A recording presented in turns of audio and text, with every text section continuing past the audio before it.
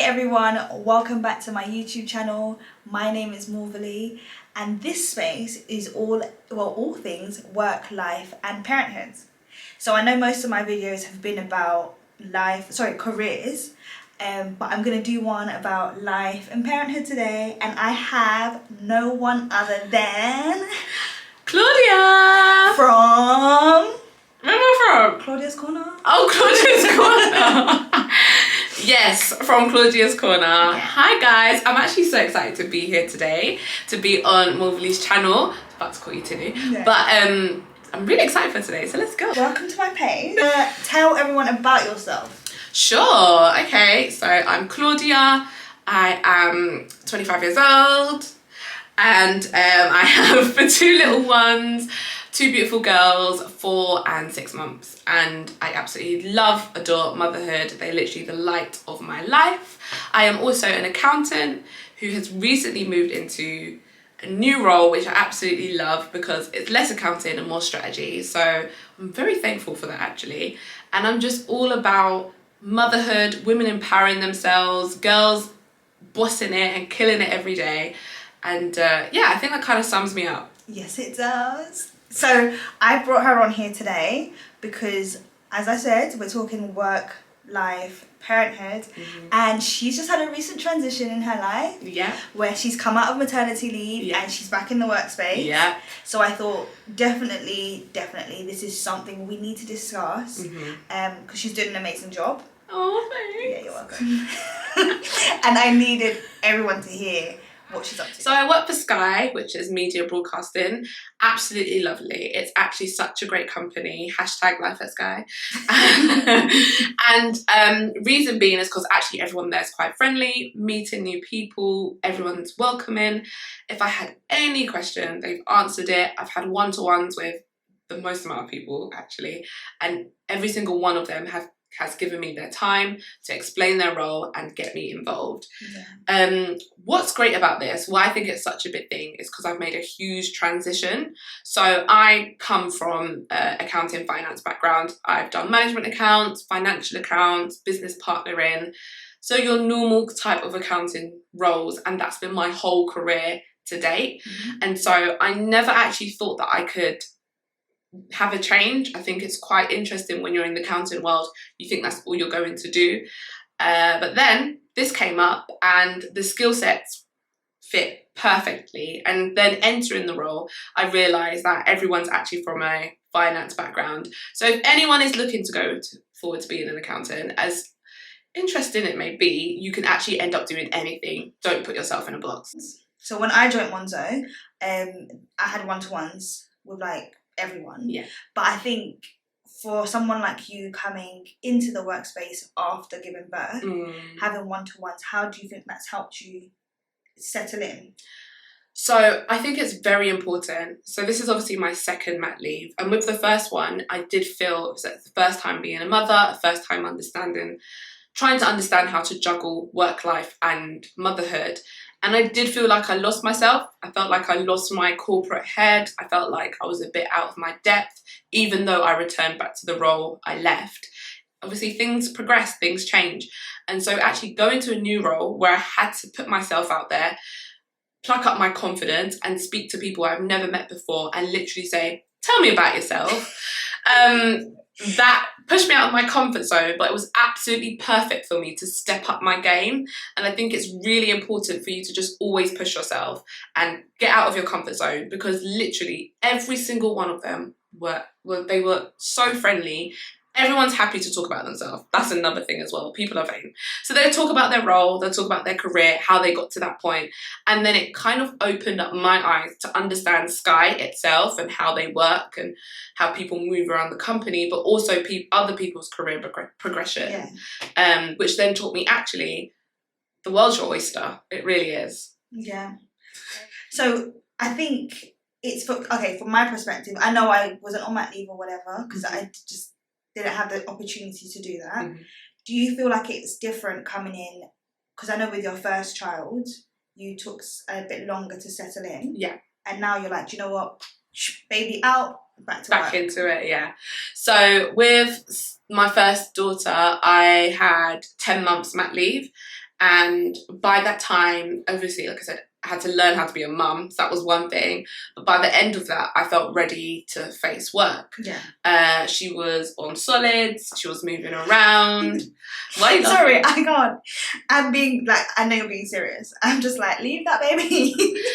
We parent differently in the fact where I'm like, I want to like breastfeed forever, obviously in quotes. I want to like be there for every single thing. A lot that you don't, but what I'm saying is like, I'm more like, I want to be with my baby. Tina's like, they're fine. Feed them. They'll be fine. They'll be all right. Like which is true. Yeah. And which is absolutely true. And now I've done it, I know it. So once she was on solids, she was moving. She like moving around, very active. She took her first steps at like 11 months. So she was all good. So then, and then also my mum looked after her.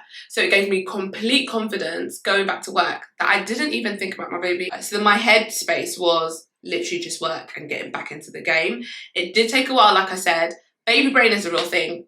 If you feel that way, don't let anyone tell you, don't let people gaslight you. It's a real thing. I always say to myself, no matter what, in a new role, give yourself 3 months. You're not going to know everything. Yeah. Give yourself 3 months to kind of get your head around things, get around the processes, who your stakeholders are, what is important tasks of your week, of your day, of your month. Get those listed, get them in your diary, sort out your calendar, sort out your inbox. These are things that you know, give yourself time. By month 3, you should kind of know. And then I would say by 6 months, you're then looking at how can we improve these processes? Yeah. And that's how you start to shine. Give yourself 3 months to understand things. The next 3 months to actually do it and do it to a high standard. And then from that point on, shine, boo, just shine. That's it. And she's not joking, because right now I'll just be here saying, hey girl, what's going on? Sorry, I've got things to do. So I'll call you back, okay? As in, she's running and living life on a schedule right now. It's tight. She needs to be in bed by 9. Yeah.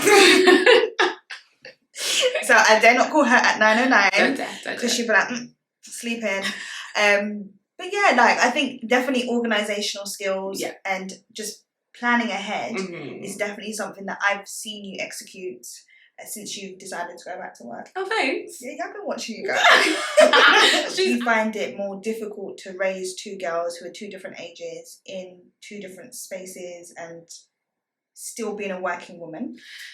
Yeah, do you know, you say that, yeah, they have different needs. So my firstborn, who's 4, she is currently at nursery. So I know during the day she's loving it. By the way, she absolutely loves school. And I think it's really important for mums out there, parents, let me just say, find what your children love and like hone in on that, because that's what's going to get them further. And I've just seen it over and over and over again. And I think one thing I'm very conscious of is making sure that my daughter loves education. She loves reading, she loves writing, she loves exploring new things, because I found that was kind of a wall for me at school, and I just don't want that to be her story. So she loves school, but when she comes home, I have to do reading with her, and I have to get her to write her numbers 1 to 20, and I have to get her to write A to Z in small letters. That's the stage we're at. So I have to make sure she does her homework, and that is my priority. So that's why I actually don't have time for anything, because I've got a small window where I'm like, now I'm mum mode. I've done career woman mode to 5:30. I had my chance to shine. Now my daughter's got to shine. And so that's the time I spend with her to get those things done. And then it's like, okay, bath and bed. And then I've got my obviously 6-month-old who is amazing, and she's just happy to play and chill. But at the same time, there's that bonding that I still want to have with her, that time that I've missed that with her on the day that we used to have all day together.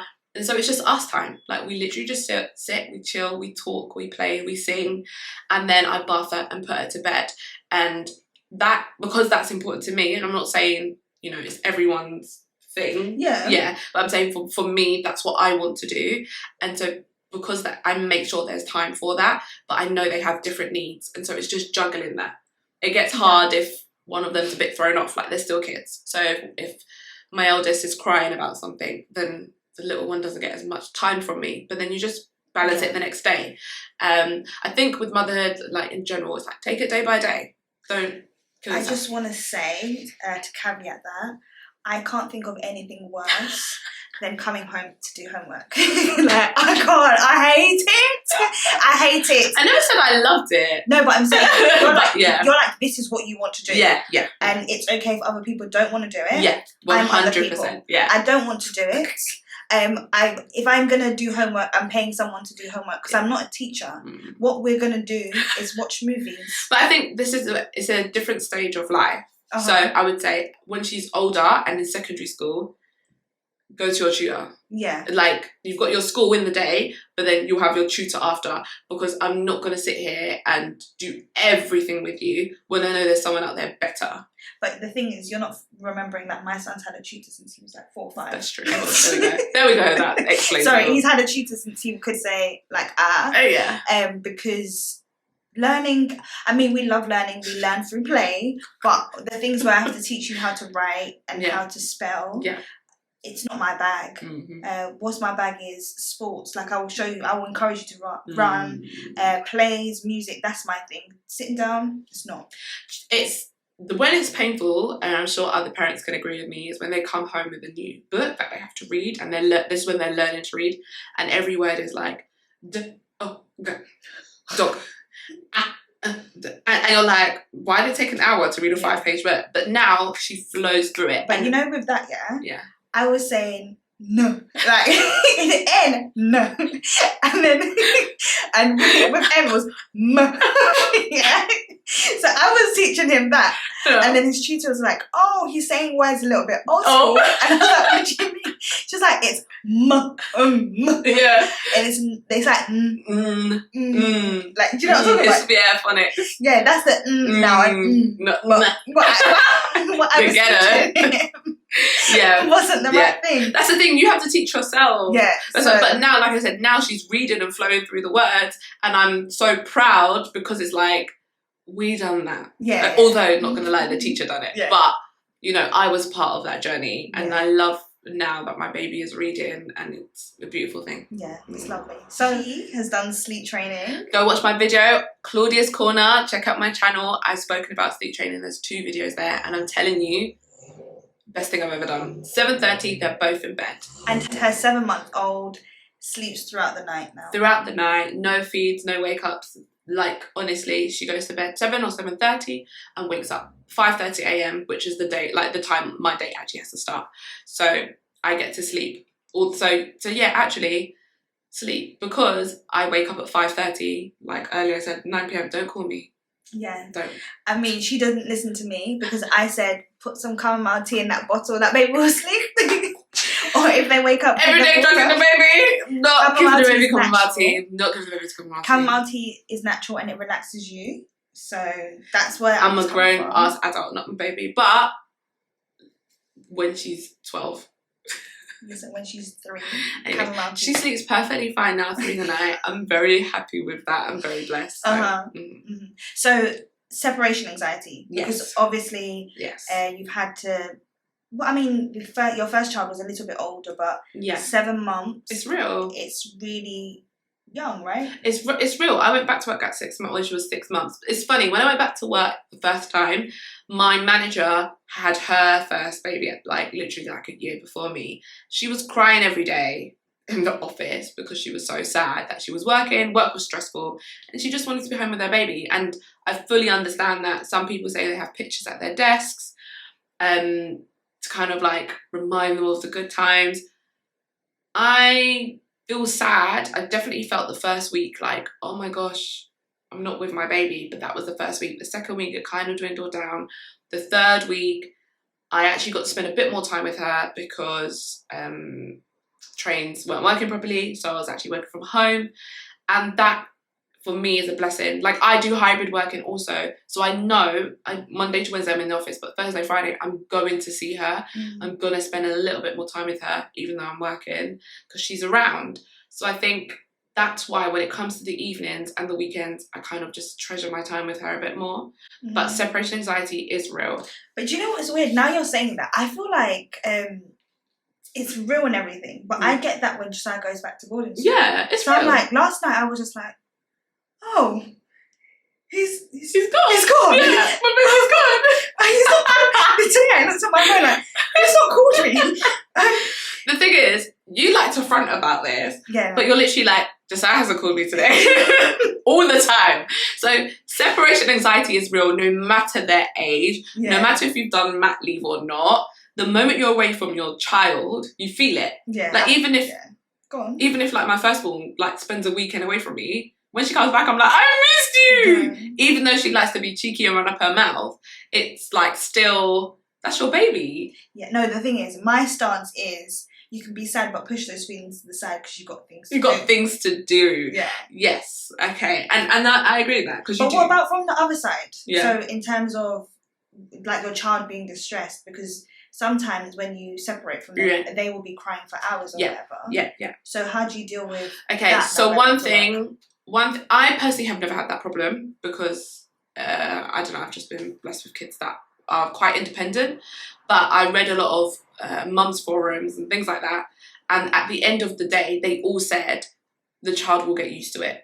So you just have to have trust and hope that your child, each day it will get easier. And that's why you have settling in periods with nurseries and childminders and so on, for them to get used to being away from you and also for you to be able to handle that.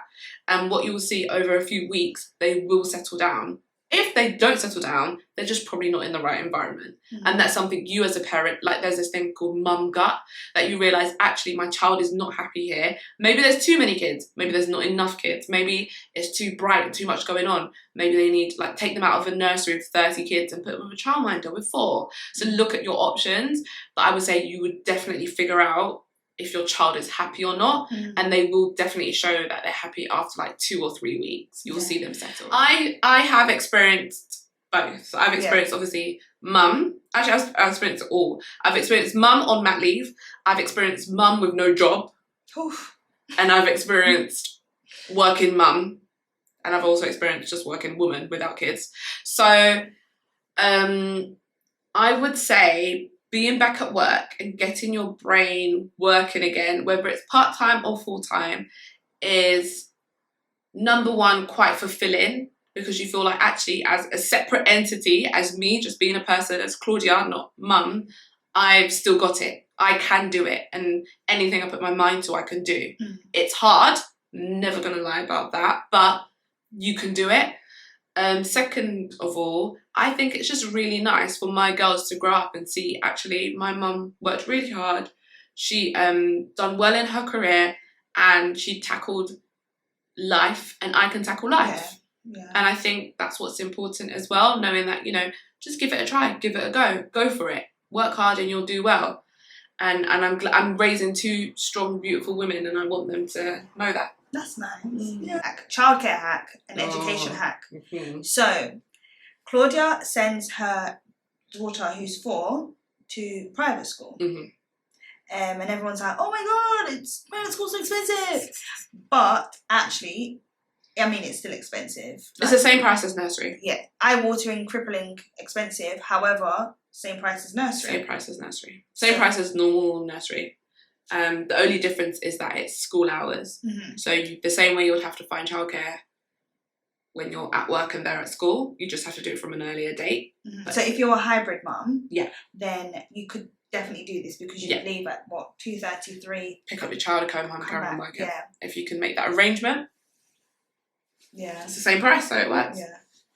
Another hack. Let's talk about actually being pregnant for a second and then leaving work. Right? How did you find that? Working whilst pregnant, the ghetto. Full stop. I remember towards the end, my last month, I was waddling, because that was the time when everyone was in the office 5 days a week, was very normal. Which one is this? The first? The first one. Sorry, the first one. And I was waddling to work, and I swell up when I'm pregnant. I get really big. I look like Shrek in my eyes. And I was wearing tights and sandals just to stay corporate. You mean leggings? No, like tights, like normal black tights, and then sandals, because my foot couldn't fit into any shoe. So wait, was it like open toe sandals with tights?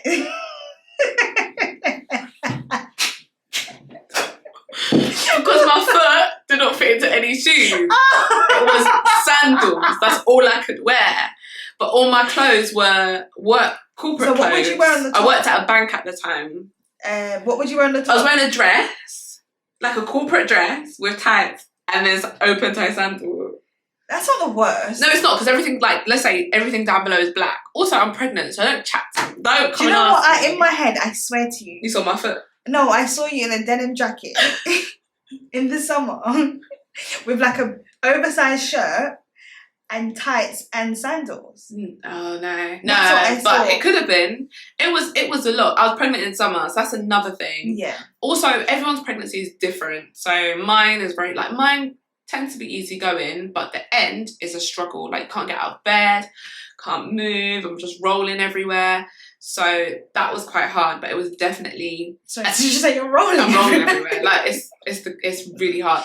I had there was a director that was quite harsh, but he wouldn't talk to me directly and say that. For example, I'll throw up in the morning, so then I wouldn't arrive in the office till like 10, and he'll speak to my manager and say, "Oh, can Claudia get in for 9?" And I was like, "I'm throwing up." So one thing I would say is just fight your battles, because you are pregnant, your body's going through so many changes. So just stay true to yourself and just be honest. And if there's a problem, say take it through HR. I said to my manager, who then went back to the director, tell HR, if it's a problem, let's talk about it like formally, because you doing this hearsay thing doesn't work for me. I'm very professional, I get the job done. Unless my work is slacking, I don't know why me coming in an hour earlier is going to like close the bank. It's not. Yeah. And so following that, he didn't come back again. Your body is creating a whole human, and you have to remember that. Don't accept external pressures onto yourself, because it does affect your baby. Stress is horrible, and I wouldn't wish it upon anyone whilst pregnant. So definitely put yourself first in that. They can't fire you. You're not going to lose your job. So just obviously work hard, but don't stress yourself. I think that's one of the things I always say. Like, once you've passed probation, listen, They won't do anything. We're the UK, yeah? So before they can fire you, there's hurdles that they want to jump through. Hurdles. Unless, if there's no hurdles that they want to jump, it's fine. Unfair dismissal. Also, one thing is, it's actually cheaper to keep you than to hire someone else. Yeah. So if you actually just do your job, they will never ever get rid of you, unless there's a restructure, because that's the legal way to get rid of someone. They will never get rid of you. So just do your job. Yeah, sweet. So I think that might be the end of us today. Amazing. See you later. See you. Bye.